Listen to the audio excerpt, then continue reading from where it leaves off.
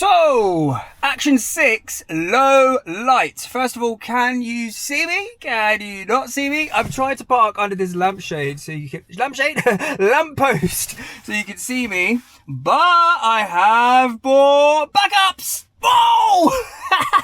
I bought my floodlight. Lights are blinding my eyes.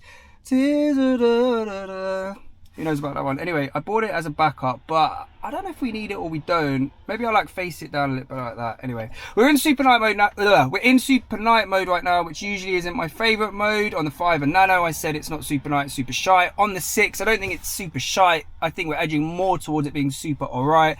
Is it perfect? No, we still have wobbles, bobbles, and jitters here and there, mush and grain sometimes. And I really don't like the faces in super night mode. It does like weird things to the faces. But if we're looking at it, compared to the 5, it is an improvement, mainly in the stabilization. So the other night I went out for a nice little walk to test out the low light performance in super night mode and manual mode.